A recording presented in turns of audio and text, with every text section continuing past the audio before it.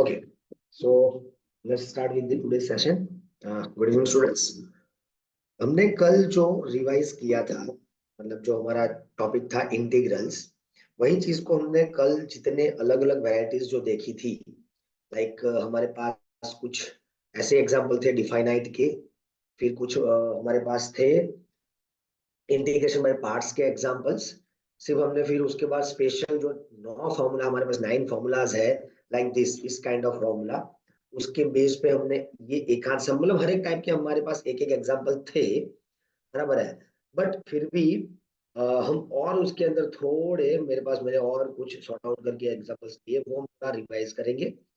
उसके बाद आज का टॉपिक स्टार्ट करेंगे। नेक्स्ट टॉपिक पे जाएंगे हम लोग, एप्लीकेशन ऑफ इंटीग्रल्स। देखो बाद में जाएंगे, पहले हम थोड़े एग्जांपल इसके और कर लेते हैं ताकि आपको और क्लियर हो जाए वो चीजें कि अब उसमें हमें क्या करना है, कैसे करना है। ठीक है, चलिए। तो एग्जांपल है मेरे पास, फाइंड, एक एग्जांपल है ऐसे कुछ, log x dx। अब इसको थोड़ा ऑब्जर्व करेंगे तो इतना हमें पता चल रहा है कि ये इंटीग्रेशन ऑफ log x, अब मेरे पास ऐसा कोई फॉर्मूला नहीं है जिसका हमें ऐसा कोई मतलब डायरेक्ट आंसर पता हो। जैसे log x का कोई इंटीग्रेशन का फॉर्मूला नहीं है, हमें इतना पता है कि 1/x का इंटीग्रेशन क्या होता है, log mod x। log mod x का इंटीग्रेशन क्या होता है, 1/x। नो, ऐसा नहीं होगा। जब हमने देखा था कि एंटी डेरिवेटिव वाली चीज हमने देखी थी, ये एंटी इंटीग्रेशन ऐसा है हमारे पास इंटीग्रेशन का भी इंटीग्रेशन ऐसा हमारे पास कुछ नहीं है। ठीक है, तो हमें यहाँ पर क्या करना पड़ेगा, यहाँ पर थोड़ा कंसेप्ट लॉजिक अप्लाई करेंगे। तो ये log x इन टू में 1 लिख दूं तो क्या हो जाएगा।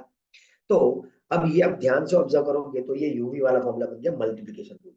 अब इसमें यूवी में इसको क्या लेंगे और इसको मतलब कौन से फंक्शन को यू लेंगे, कौन से फंक्शन को वी लेंगे।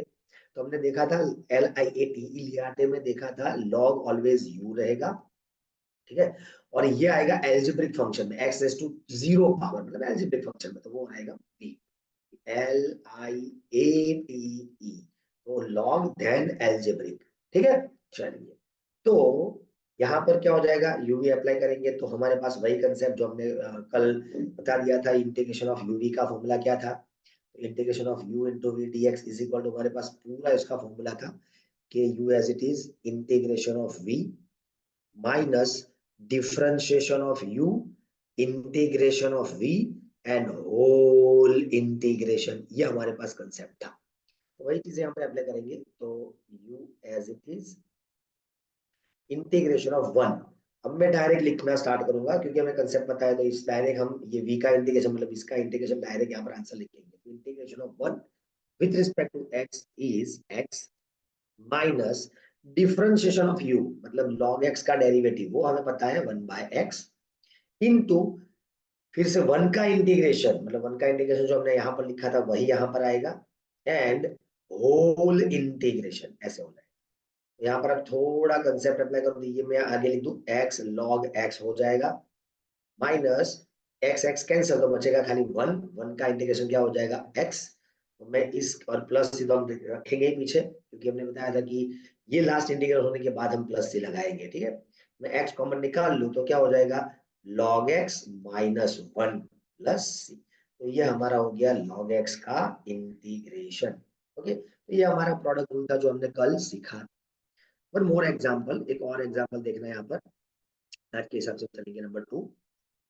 कुछ एक एग्जाम्पल ऐसा है मेरे पास कि integration e raise to x bracket tan inverse of x plus 1/1 plus x square, कुछ ऐसा मेरे पास क्वेश्चन है। तो इसमें अब क्या करेंगे तो थोड़ा गौर गौर करिएगा कि हमारे पास एक फॉर्मूला था ऐसा, मैं यहाँ बाजू में लिखता रहूंगा फॉर्मूला ताकि आपको आइडिया रहे कि e raise to x f of x plus f dash of x, ये हमारे पास एक फॉर्मूला था। अगर हमारे पास ऐसा कोई फॉर्मेट होता है तो इसका आंसर होगा e raise to x into f of x हो जाएगा, प्लस सी तो बाय डिफॉल्ट इंटीग्रल कांस्टेंट रहेगा ही रहेगा। ओके, तो यहाँ पर आप ध्यान से ऑब्जर्व करो, ये e रेज टू x तो है ही मेरे पास। अगर इसको मैं f ऑफ x कंसिडर कर रहा हूँ तो ये f डैश ऑफ x है, हाँ या ना, ऐसा देख लो। हाँ, क्लियरली ये दिख रहा है हमें। ठीक है, तो इसका डायरेक्टली आंसर हो जाएगा।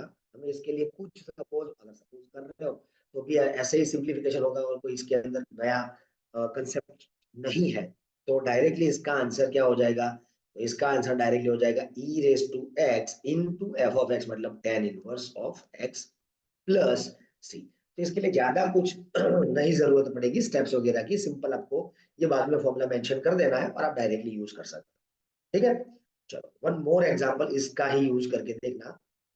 मेरे पास ऐसा है e raise to x x square plus one upon x plus one का होल स्क्वायर dx। अब इसमें सोचना पड़ेगा, यहाँ पर डायरेक्टली नहीं दिख रहा है, मैंने बोल दिया आपको कंसेप्ट वही है, डायरेक्टली नहीं दिख रहा है।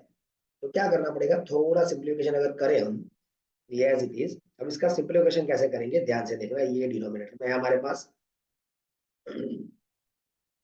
अब ये जो एक्स स्क्वायर प्लस वन, उसके फैक्टर तो निकलेंगे नहीं, तो हम क्या करेंगे, मैं लिखता हूँ x square minus one.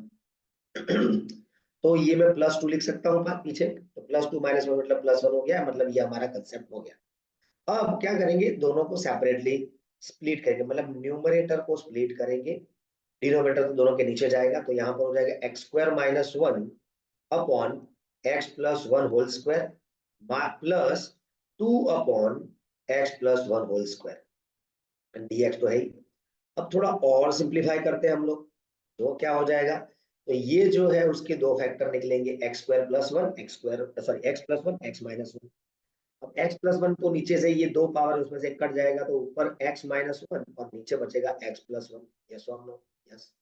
And two upon x plus one का होल स्क्वायर तो है ही मेरे पास।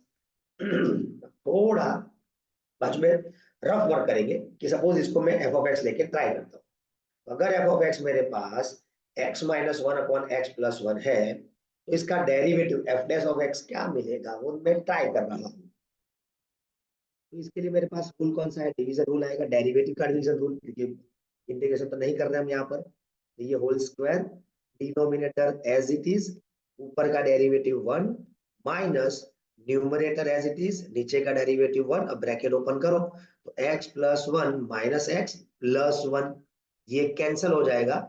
तो अब ध्यान से ऑब्जर्व कर सकते हो, यहाँ पर we have two upon x plus one whole square, तो ये आपका एफ डैश ऑफ एक्स। तो ध्यान से हमें ये पता चल रहा है कि अगर ये एफ ऑफ एक्स है, तो ये उसका एफ डैश ऑफ एक्स है, देख लो हमने बाजू में फाइंड कर लिया।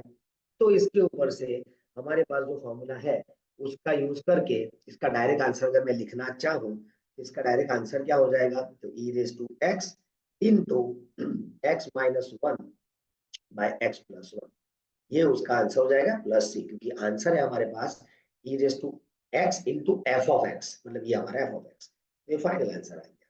तो उस ऐसा जब भी आपको आइडिया ना आए, तो बाजू में ऐसा लिख के आप बता सकते हो कि अगर ये एफ ऑफ एक्स है उसका डेरिवेटिव ये हो रहा है, जैसा आप बता दोगे तो एकदम इजी हो जाएगा आपके लिए। ठीक है, चलो एग्जांपल नंबर 4। अब मेरे पास एक सम ऐसा है, कुछ ध्यान से देखिएगा, integration one upon x square minus six x plus 13 dx। तो इसमें क्या करेंगे, अब जब भी ऐसा सम आए तो थोड़ा ऑब्जर्व करो कि क्या डिनोमिनेटर में जो ये मेरे पास क्वाड्रेटिक इक्वेशन है, क्वाड्रेटिक इक्वेशन है कि नहीं, 2 डिग्री वाला, तो क्या उसके फैक्टर्स निकल रहे हैं, हाँ या ना, वो चेक करेंगे। अगर फैक्टर नहीं निकल रहे हैं तो क्या करेंगे, तो लास्ट टर्म फाइंड करेंगे। तो ये इसका एक कंसेप्ट है, लॉजिक है, कि अगर फैक्टर निकल रहे हैं तो हम फैक्टर निकालेंगे, फैक्टर निकल गए तो हम क्या करेंगे, आगे पार्शियल फ्रैक्शन करेंगे। इसके बाद में एग्जांपल लूंगा। और अगर फैक्टर नहीं निकल रहे हैं तो हम क्या करेंगे, लास्ट टर्म करेंगे। लास्ट टर्म का फॉर्मूला सबको पता है, तो लास्ट टर्म का फॉर्मूला क्या है हमारे पास, मिडल टर्म का whole square upon 4 into first term. चलो इसके अंदर वैल्यू पुट करूंगा, तो मिडल टर्म का होल स्क्वायर, मतलब मिडल टर्म क्या है, तो ये पूरा मिडल टर्म है माइनस के साथ, है ना, तो माइनस सिक्स एक्स का whole square upon 4 into first term मतलब एक्स स्क्वायर। ओके, ये फर्स्ट टर्म है। अब ऊपर सिंप्लीफिकेशन करेंगे, होल स्क्वायर तो माइनस का तो प्लस, तो 36 x square by 4 x square हो जाएगा, ये कैंसल, और यहां से ये कैंसिल होकर क्या होगा 9। तो हमें लास्ट टर्म मिला 9। अब मेरे पास तो 13 था, तो मुझे 9 सेट कैसे करना है, तो यहाँ पर मैं प्लस 9 रखूंगा, और 13 लाने के लिए मुझे क्या करना पड़ेगा, तो प्लस 4 ऐड करना पड़ेगा, ये मुझे मिल जाएगा। तो अब यहाँ पर आप ध्यान से देख सकते हो, अगर मैं लास्ट टर्म सेट किया तो ये परफेक्ट स्क्वायर बन जाएगा ऑलवेज, इसीलिए हम लास्ट टर्म सेट कर रहे हैं, तो ये बन जाएगा x माइनस थ्री का होल स्क्वायर। ये जो 4 है उसको मैं 2 का स्क्वायर लिख सकता हूँ, यस और नो, यस। अब इसके अंदर अगर मैं टी सपोज करके करूं तो भी हो सकता है, और मैं इसको बोल दूं ये पूरा मेरा एक्स है, तो क्या बन जाएगा एक्स स्क्वायर प्लस ए स्क्वायर, और उसके लिए हमारे पास फॉर्मूला था 1/a, ए मतलब ये रहा मेरे पास, ये एक्स है तो एक्स स्क्वायर प्लस ए स्क्वायर, तो टेन इनवर्स एक्स मतलब ये बाय ए मतलब 2 प्लस सी, तो ये हमारा फाइनल आंसर आ गया। अगर कोई बोले डायरेक्टली नहीं समझ में आ रहा है सर, तो क्या कर सकते हो, इसको टी सपोज करके जो मैंने आपके लास्ट लेक्चर में सपोज सिखाया था वही करोगे, तो सेम ही रहेगा, और टी की वैल्यू वापस पुट आपको करनी है, ये हो जाएगा। ठीक है, तो ये हमारे पास एक एग्जाम्पल था। दूसरा अगर एग्जाम्पल मैं लूं तो ध्यान से देखिएगा, मेरे पास ऐसा कुछ integration dx upon under root 2x minus x square, ऐसा कोई मेरे पास एक एग्जाम्पल। अब बोलोगे सर यहाँ पर तो कहाँ क्वाड्रेटिक है ये, मतलब कांस्टेंट टर्म तो है ही नहीं, तो क्या कर सकते हैं, कांस्टेंट टर्म हम फाइंड करेंगे। और उसके लिए थोड़ा अगर इसको इजी बनाना है तो मैं क्या करूंगा, देखना माइनस रूट के बाहर नहीं निकाल रहा हूँ, खाली यहाँ निकाल रहा हूँ, ये क्या बन जाएगा एक्स स्क्वायर माइनस 2x ऐसा लगेगा हमें। अब इसका लास्ट टर्म क्या, तो मैं नहीं बता रहा हूँ यहाँ पर बाजू में लिख के, आप डायरेक्टली मुझे मतलब वीडियो पॉज करके देख सकते हो कि इसका लास्ट टर्म क्या बनेगा, और लास्ट टर्म जो बनेगा उसको मैं अगर ऐड करूँ तो minus x square minus 2x plus 1 last term हो जाएगा। अब ऑब्जर्व करो थोड़ा, मैं ब्रैकेट ओपन करूंगा तो माइनस एक्स स्क्वायर ये टर्म मिल गया, प्लस 2x ये टर्म मिल गया, और माइनस 1 एक्स्ट्रा है तो मुझे पीछे क्या करना पड़ेगा प्लस 1, तभी तो बैलेंस होगा, तभी तो बैलेंस होगा। तो ये मैं 1 अपॉन लिखना स्टार्ट कर रहा हूँ, dx को पीछे लिख रहा हूँ, तो ये अंडर रूट में क्या बन गया आपके पास, देखो ये प्लस 1 को आगे लिख रहा हूँ, मतलब 1 का स्क्वायर हो गया, माइनस ये क्या हो गया मेरे पास, तो x माइनस 1 का होल स्क्वायर। ये कौन सा फॉर्मूला आपको दिख रहा है, 1 अपॉन अंडर रूट ए स्क्वायर माइनस एक्स स्क्वायर। याद करो उसके लिए हमारे पास फॉर्मूला क्या था, 1 अपॉन अंडर रूट एक्स ए स्क्वायर माइनस एक्स स्क्वायर के लिए फॉर्मूला था साइन इनवर्स एक्स बाय ए।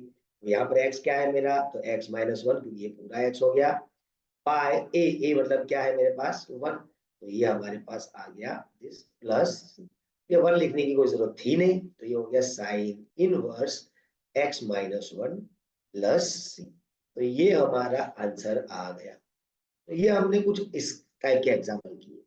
अब हम एक पार्शियल फ्रैक्शन वाला सम लेते हैं। सपोज मेरे पास एग्जांपल है फाइंड इंटीग्रेशन, कुछ ऐसा दिया हुआ है 1/(x + 1 x + 2), ये दिया हुआ है, मतलब मेरे पास फैक्टर्स दिए हुए हैं, linear factors, and quadratic factor के लिए भी हमारे पास पार्शियल फ्रैक्शन मेथड थी। तो अगर याद हो तो पार्शियल फ्रैक्शन में हम क्या करते थे, अगर मेरे पास लीनियर फैक्टर हो नीचे, यहाँ पर ऊपर कोई भी फंक्शन हो सकता है, 1 के अलावा कोई भी एक्स का फंक्शन हो तो भी कोई प्रॉब्लम नहीं है, पर ध्यान रखना है कि न्यूमरेटर जो है उसकी, उसमें जो भी पोलिनोमियल है, पोलिनोमियल उसकी डिग्री डिनोमिनेटर के पोलिनोमियल से कम होनी चाहिए। अगर ज्यादा या तो इक्वल है तो हम पहले डिवाइड करेंगे, normal long division method apply करके डिवीजन करके उसको सिंप्लीफाई करेंगे। ठीक है, चलो, तो यहाँ पर तो मुझे पता चल रहा है कि ये दो फैक्टर्स डायरेक्टली दिए हुए हैं, तो इसके अंदर पार्शियल फ्रैक्शन क्या था, तो हम पहले पार्शियल फ्रैक्शन करेंगे, इंटीग्रेशन नहीं। तो बाय पार्शियल फ्रैक्शन क्या था हमारे पास, तो 1 upon x plus 1 into x plus 2 is equal to, याद हो तो ऐसा कुछ था, a upon x plus 1 plus b upon x plus 2, linear factor के लिए। अगर ये क्वाड्रेटिक होता तो हम ऐसा लिखते थे ax प्लस बी, और इसके लिए हम लिख देंगे c, पर ऐसा है नहीं, यहाँ पर लीनियर फैक्टर ही है। ठीक है, अब इसके बाद हमारे पास कंसेप्ट क्या था, तो देयरफॉर 1 इज इक्वल टू, ये पूरे टर्म को मैं क्या करूंगा, राइट हैंड साइड में मल्टीप्लाई करूंगा। अब राइट हैंड साइड में मतलब ये पूरे के साथ मल्टीप्लाई करूंगा, तो यहाँ पर ऊपर मल्टीप्लाई होगा दोनों के साथ, यस और नो, यस।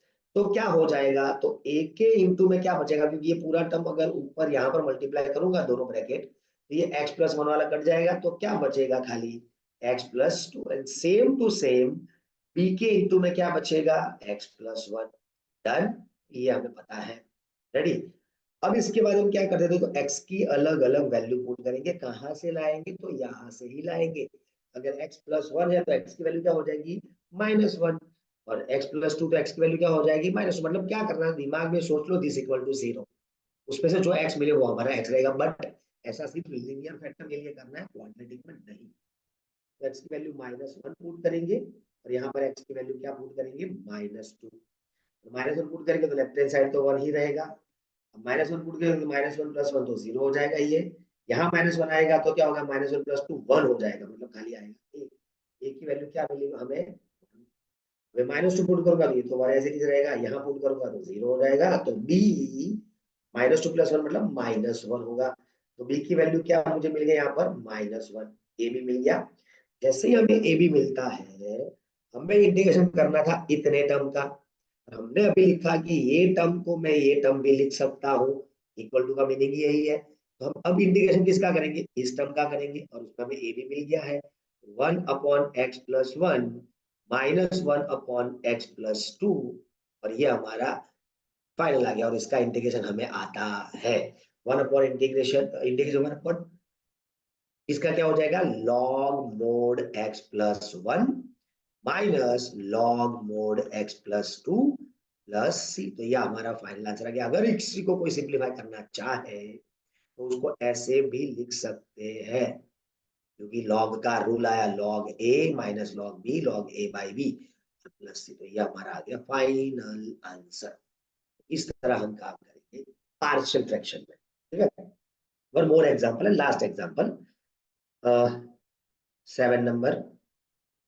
अब मेरे पास ऐसा कुछ एग्जांपल है, फाइंड इंटीग्रेशन, ध्यान से देखिएगा, x² + 1 divide by x² - 5x + 6 dx। ये हमारे पास है, तो क्या होगा। ठीक है, चलो। तो अभी मैंने आपको बताया, जब हमारे पास नीचे डिनोमिनेटर में कोई क्वाड्रेटिक इक्वेशन हो, उसके फैक्टर निकल रहे हैं, तो फैक्टर निकाल के हम क्या करेंगे, कंपलसरी हम अप्लाई करेंगे पार्शियल फ्रैक्शन मेथड। ठीक है, चलिए। अब उसके लिए पहले हम क्या करेंगे, तो मैंने आपको बताया था कि न्यूमरेटर जो है उसकी डिग्री डिनोमिनेटर की डिग्री से कम होनी चाहिए, ना इक्वल ना ज्यादा, कम होनी चाहिए, तभी जाके थोड़ा पार्शियल फ्रैक्शन इजी और पार्शियल फ्रैक्शन अप्लाई हम कर पाएंगे अच्छी तरीके से। तो क्या करेंगे, तो सबसे पहले हम डिवीजन वाला काम करेंगे। मैंने आपको जो बताया था वो कि x² + 1 को हम डिवाइड करेंगे x² - 5x + 6। तो मुझे ये मैच करना है फर्स्ट टर्म, तो 1 से मल्टीप्लाई करूंगा तो ये 1 से मल्टीप्लाई होगा तो क्या होगा, x² - 5x + 6। फिर उसके बाद क्या करेंगे, ये माइनस रहेगा, ये प्लस और ये माइनस, क्योंकि हमें सब्ट्रैक्शन करना है डिवीजन में, तो ये कैंसल। ये क्या होगा, 5x एज इट इज रहेगा और -6 + 1 मतलब -5 हो जाएगा। अब इसको लिखते कैसे थे हम लोग, तो अगर याद हो तो ऐसा लिखते थे हम लोग कि quotient plus reminder upon divisor. यहाँ पर क्या है मेरे पास, 1 प्लस ये इंटीग्रेशन को 1 प्लस रिमाइंडर क्या है मेरे पास, 5x - 5 अपॉन डिवाइजर मतलब x² - 5x + 6, ये हो जाएगा मेरा। और इसका होल dx, हम इसका इंटीग्रेशन करेंगे।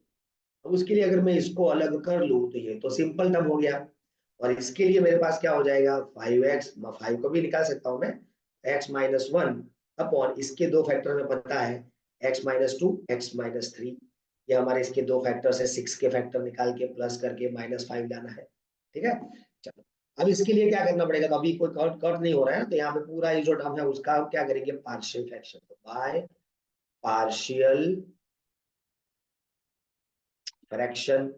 उसके लिए मैंने आपको अभी बताया, ये जो है वो टर्म को कैसे लिखना है हमें,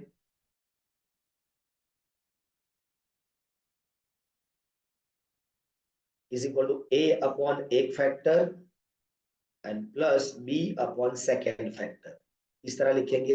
अब मैंने आपको समझाया, वैसे ये पूरा टर्म कहाँ जाएगा, तो पूरा टर्म जाएगा डिनोमिनेटर से ऊपर राइट हैंड साइड में, ये टर्म पूरा जाएगा, है ना।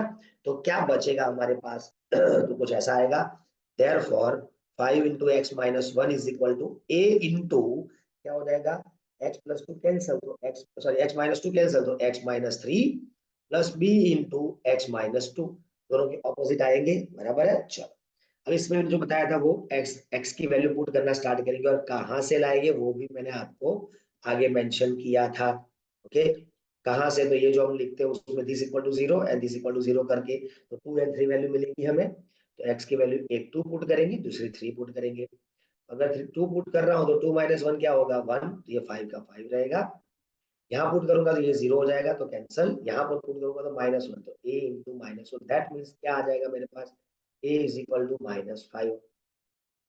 अब यहाँ बात करेंगे तो 3 पुट करूंगा तो 3 - 1 2, 5 टू 10 हो जाएगा यहाँ पर, और ये क्या हो जाएगा 3 - 3 0, तो b के बाजू में क्या आएगा खाली 1, क्योंकि 3 - 2, b की वैल्यू क्या मिल जाएगी मुझे 10 मिल जाएगी। जैसे ही ए भी मिलता है मेरा इंटीग्रल क्या बन जाएगा, तो ये 1 dx तो अलग था ही, प्लस अब मेरे पास जो था -5 10, मतलब ए जो था वो -5 हो गया, तो यहाँ पर क्या लिखूंगा -5 upon x-2 and +10 upon x-3, ये मेरा हो जाएगा। और इसका इंटीग्रेशन हमें आता है, इसका x हो जाएगा, ये -5 कांस्टेंट, इसका होगा log mod x-2 plus 10 as it is, इसका होगा log mod x-3 plus c। अब इसका आपको log को कंबाइन करके लिखना है तो लिखो, वरना ये आपका फाइनल।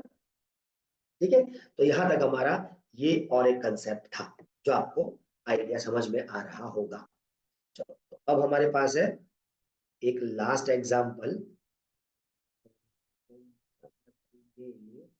ये जिसके, क्योंकि हमने इसके एग्जांपल नहीं किया तो वो भी कर लेते हैं। चलो last, find integration under root 8 my sorry 3 - 2x - x², ये है मेरे पास। तो थोड़ा ध्यान से हम देखेंगे तो ये उल्टा है थोड़ा, तो अगर इजी, मैं इजी बनाने के लिए ऐसा कर रहा हूँ, माइनस निकाल लूंगा तो क्या हो जाएगा x² + 2x - 3 हो जाएगा। अब इसका लास्ट टर्म अगर मैं सोचूं, लास्ट टर्म तो हमें पता ही है डायरेक्टली, तो इसका लास्ट टर्म क्या हो जाएगा, लास्ट टर्म होगा x² + 2x + 1 हो जाएगा। मुझे क्या लाना है, तो देखो ये माइनस माइनस +3 है, +3 लाने के लिए मुझे पीछे क्या करना पड़ेगा, +4 करना पड़ेगा। ध्यान से देख लो, ब्रैकेट ओपन कर लो, ये ब्रैकेट ओपन करने पर आपको वापस ये मिलना चाहिए, इतना मुझे पता चल रहा है, आपको इतना आइडिया होना चाहिए। -x² आ गया फर्स्ट, -2x² आ गया, और ये आया -1 + 4 +3 आ गया कि नहीं, बस डन खत्म। तो ये कौन सा फॉर्मूला बन जाएगा, तो 4 को आगे लिख रहा हूँ क्योंकि प्लस है, 2² माइनस ये x+1 का होल स्क्वायर है। ये कौन सा फॉर्मूला बन गया, ये बन गया √a² - x², तो इसके लिए याद हो तो मैंने आपको 3 3 के बंच बनवाए थे, है ना, तो उसमें लास्ट बंच है ये, तो उसका फॉर्मूला था x/2 root as it is, मतलब ये वाला मत लिखो, ये ओरिजिनल लिखो, क्योंकि इसके ऊपर से हम लोग सिंप्लीफाई करके यहाँ तक पहुंचे हैं, यही डायरेक्ट लिख दो ताकि हमारा काम निपट जाए। +a²/2, तो 2², 4/2, एंड साइन इनवर्स, याद करो ये साइन इनवर्स x/a वाला था, मतलब x+1/2, ये हमारे पास प्लस सी, ये हमारे पास एक इस टाइप का एग्जाम्पल था, ये कैंसिल किया आया, ये अपना फाइनल आंसर आ गया। ओके, तो इसमें और कुछ नया लॉजिक नहीं है, थोड़ा इस पे ध्यान देना ताकि कोई गलती ना हो फॉर्मूला में। ठीक है, चलिए अब यहाँ पर मैं इस टॉपिक को, मतलब इंटीग्रेशन को एंड कर रहा हूँ, जो हमें अलग अलग वैरायटी करनी थी हमने कर ली है। ओके, अब हम स्टार्ट करेंगे नेक्स्ट चैप्टर में, एप्लीकेशन ऑफ इंटीग्रेशन, जिसमें एक ही एप्लीकेशन जो है वो आपको याद रखनी है, वो है एरिया। फिलहाल आपके सिलेबस में क्या है, सिर्फ एरिया है। ठीक है, चलो 1 सेकेंड, नया ओपन कर लेते हैं।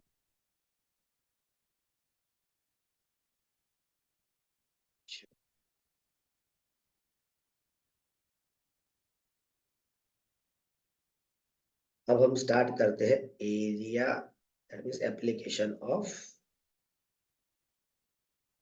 चलिए डन। हमारा फर्स्ट ये अब रहेगा एप्लीकेशन ऑफ इंटीग्रल्स, और इसके अंदर एक ही एप्लीकेशन का कंसेप्ट हमारे पास है, और वो है, सेकेंड दो,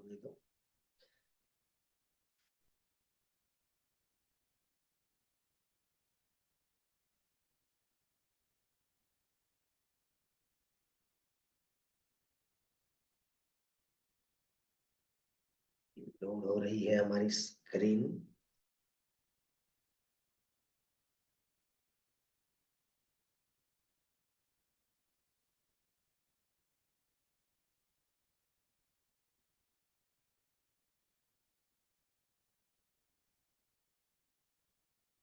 take time,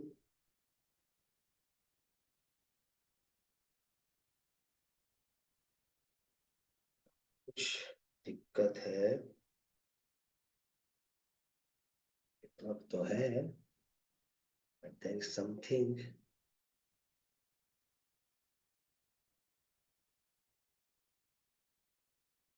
screen is loading. चलो, तो अब यहाँ पर क्या होगा, तो हमारे पास नेक्स्ट टॉपिक है ये एप्लीकेशन ऑफ इंटीग्रल्स, और इसके अंदर हमारे पास एक ही टॉपिक है और उसका नाम है एरिया।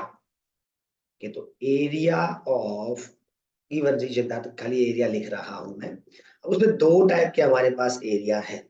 सिंपल, मैं दोनों चीज ऐसे एक्सप्लेन कर रहा हूं ताकि आप अच्छे से वो चीज समझ पाए। तो हमारे पास क्या है एरिया के अंदर, तो ध्यान से देखिएगा, एरिया हमारे पास ऐसा है कि if region bounded by, if region bounded by curve, एक कर्व आपके पास होगा y is equal to f of x and x axis and x is equal to a and x is equal to b।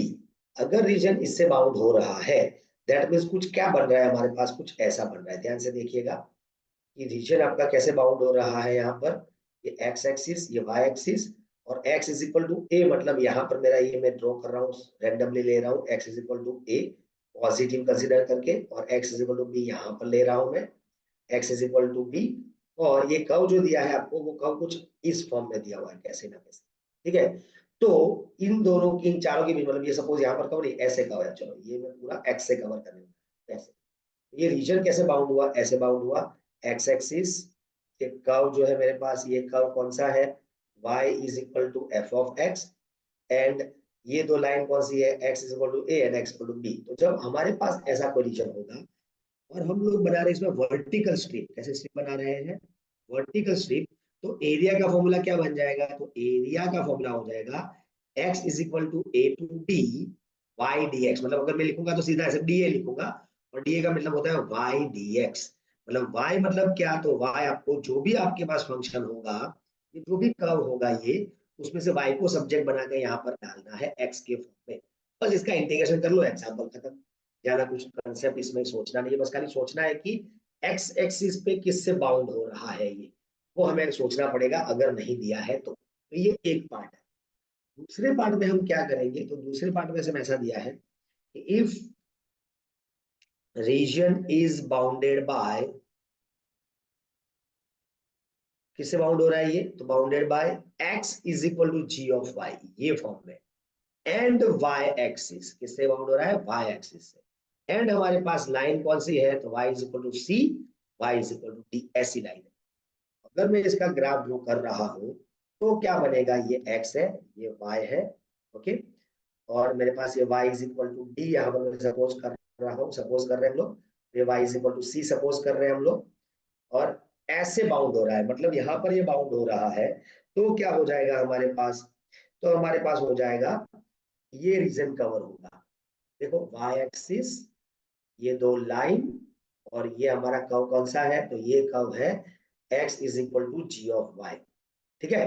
तो हम यहाँ पर क्या बनाएंगे, sorry, तो हम बनाएंगे हॉरिजॉन्टल स्ट्रिप बनाएंगे, क्या बनाएंगे, हॉरिजॉन्टल स्ट्रिप। और जब अगर हम हॉरिजॉन्टल स्ट्रिप ले रहे हैं तो एरिया का फॉर्मूला क्या हो जाएगा, तो y is equal to c to y is equal to d x d y बन जाएगा, बन जाएगा x d y. That means हमारे पास जो भी कर्व होगा उसमें से हम एक्स को सब्जेक्ट बनाएंगे, किसको सब्जेक्ट बनाएंगे, एक्स को सब्जेक्ट बनाएंगे, ये क्या बन जाएगा, जी ऑफ वाई डी वाई, ये हो जाएगा। और इसका इंटीग्रेशन फिर हमें y के विद रिस्पेक्ट करना आता ही है, जो हमने आगे ऑलरेडी इंटीग्रेशन सीखा हुआ है। ओके, चलो, तो अब इसके ऊपर से एक एग्जांपल लेते हैं। और हाँ, और एक चीज बता दूं, ये तो हमने क्या किया, बात की कि x के एबो और y के राइट साइड में, मतलब हमने पॉजिटिव क्वाड्रेंट की ही बात की। अगर आपका जो रीजन है वो कहीं ना कहीं ऐसे नीचे बनता होता, ऐसे यहाँ पर कहीं नीचे बनता होता, और हमने वर्टिकल स्ट्रिप बनाई होती, तो आपका जो एरिया का आंसर है वो नेगेटिव आता, क्या आता, नेगेटिव। मतलब आंसर जो भी आता वो नेगेटिव फॉर्म में आता। तो हमें क्या करना है, एरिया हमें पता है कि एरिया जो होता है वो एब्सोल्यूट वैल्यू होती है, नेगेटिव नहीं होता।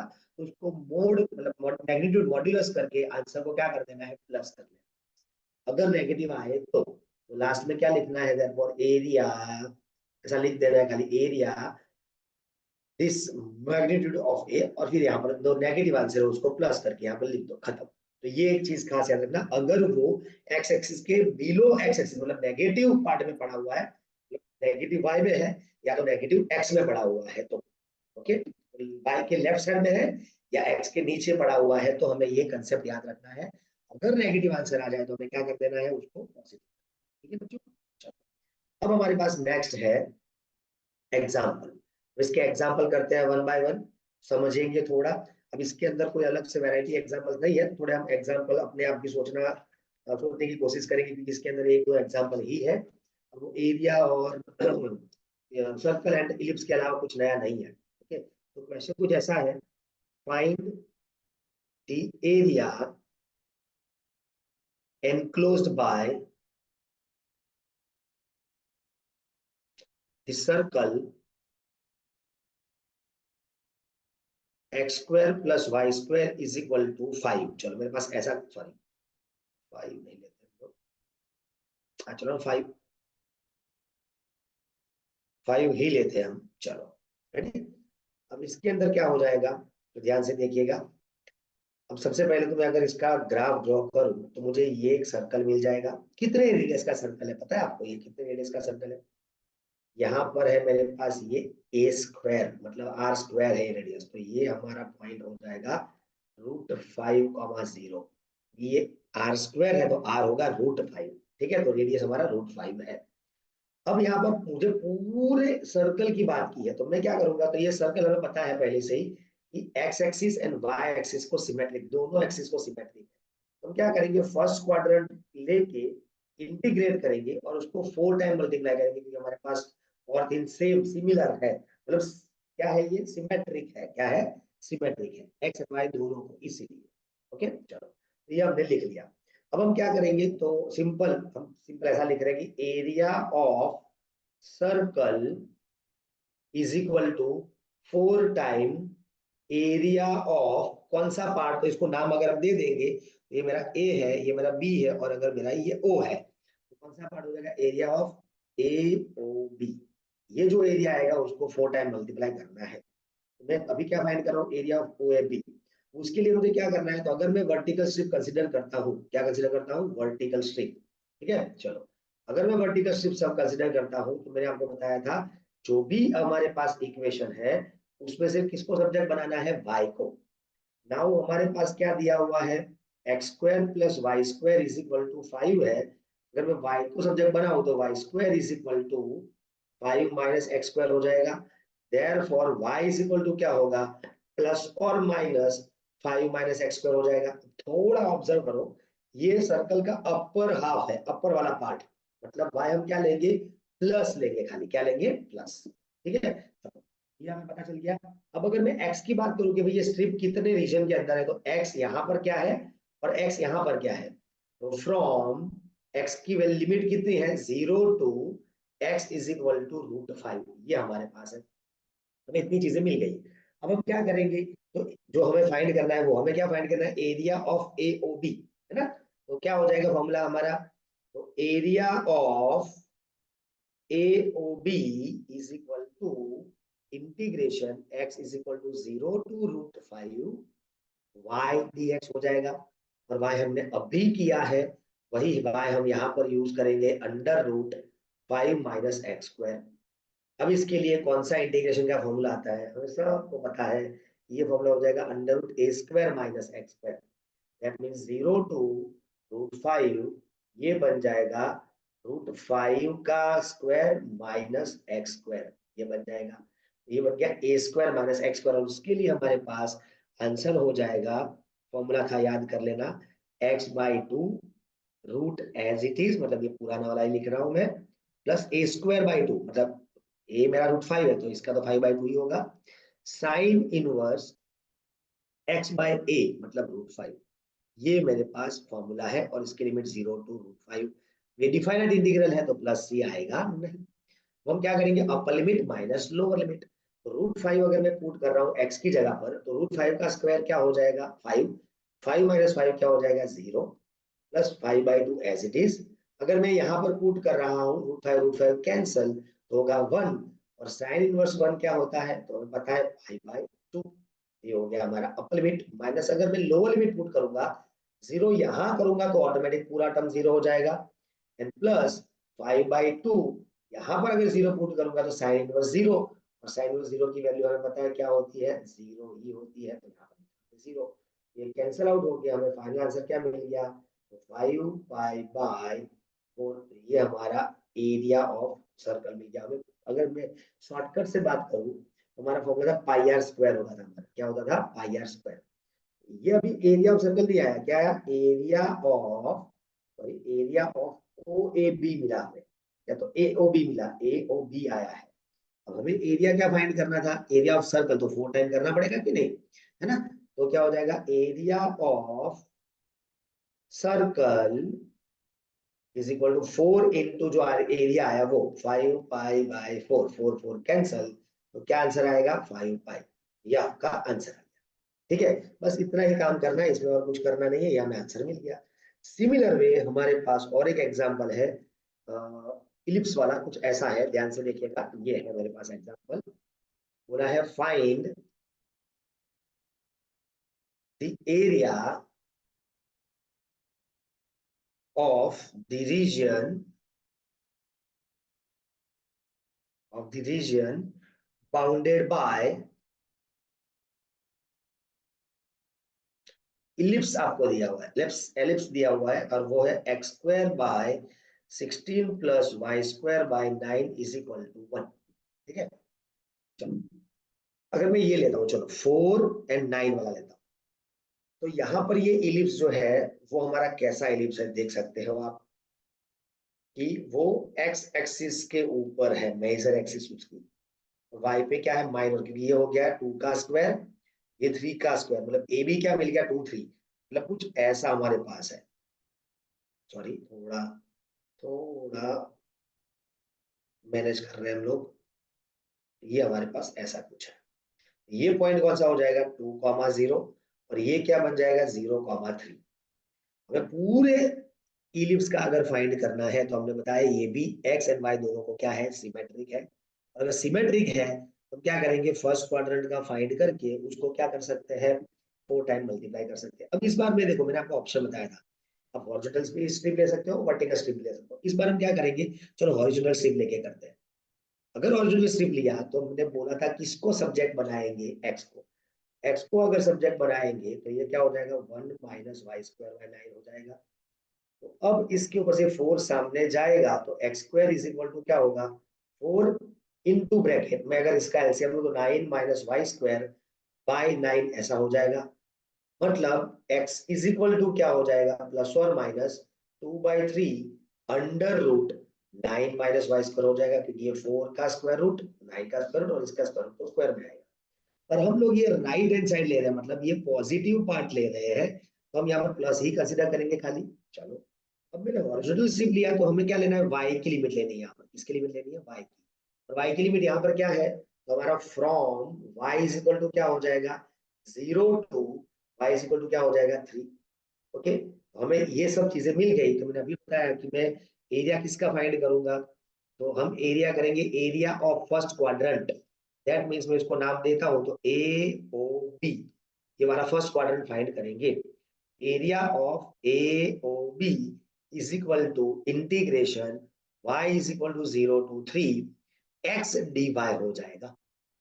और x मतलब क्या है मेरे पास हमने अभी फाइंड किया है वही चीज 2/3 अंडर रूट 9 - y² dy। और आपको सबको इसका इंटीग्रेशन आता है जो हमने अभी किया था same y/2 under root 9 - y² as it is plus a²/2 and आएगा साइन इनवर्स y/a मतलब 3 और लिमिट है 0 to 3। अब upper limit minus lower limit करेंगे तो 2/3 एज इट इज। चलो अपर लिमिट का बॉक्स अब 3 पुट करूंगा तो 3 स्क्वायर 9 - 9 0 हो जाएगा प्लस 9/2 यहाँ 3 पुट करूंगा तो 3 3 कैंसिल साइन तो π/2 हो जाएगा माइनस लोअर लिमिट करूंगा तो ये 0 यहाँ पर आएगा तो ये पूरा टर्म क्या हो जाएगा 0 एंड साइन इनवर्स 0 भी क्या हो जाएगा 0 जो हमने अभी डिस्कस किया।